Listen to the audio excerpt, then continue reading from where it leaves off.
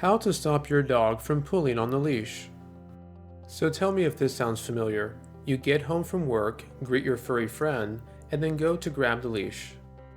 The dog immediately starts running in circles and jumping up and down. You get them outside and they practically pull your arm out of its socket on their way to whatever it is they smell.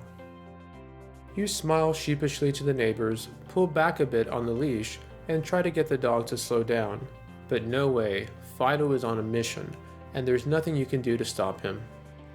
This is how most people start their walks with their dogs, and it tends to turn a walk into a chore more than something enjoyable for owner and dog alike.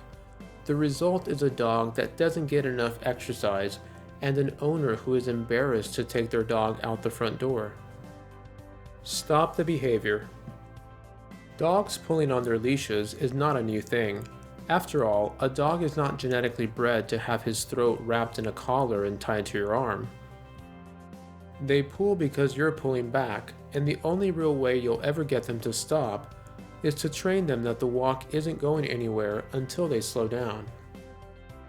I've seen so many dogs with this problem, and the vast majority simply didn't know what they were doing wrong. They're not trying to assert dominance necessarily by running in front. They're not trying to make you mad, they're just excited and want to smell and explore everything they can. And that's why you need to take control of the situation. Like anything in your dog's life, it's your job to control what they have access to and when they have access to it. By showing your dog how their behavior hinders the walk, rather than yelling, which only confuses them, you'll solve a lot of problems. Revise the walking ritual. To be effective in revamping your dog's walking behavior, you need to start with the moment you pick up that leash. As you may have noticed, your dog learns very quickly what behaviors on your part signal that they're about to go outside. You need to take control of this situation because it sets up their reactions for the next few minutes on your walk. If your dog decides they are going to jump around and whine in excitement before a walk, wait until they calm down first. Simply waiting 5 to 10 minutes will often drain them of that overexuberance. I know it's cute, but it's hard to control a dog that gets that excited. Before you even open the door, make sure they are sitting in a quiet, calm position. From there, don't do anything until they're waiting patiently. Once you get outside, let them relieve themselves right away, but then take control and limit their exploration.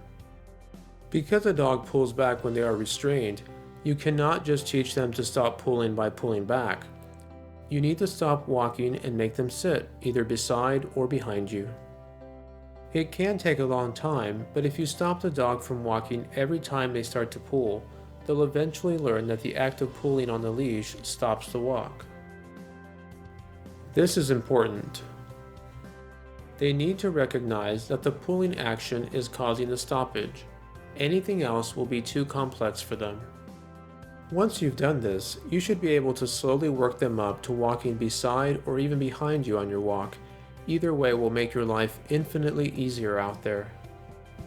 And take treats with you as well. It can make the process much easier if you can reward them for good behavior.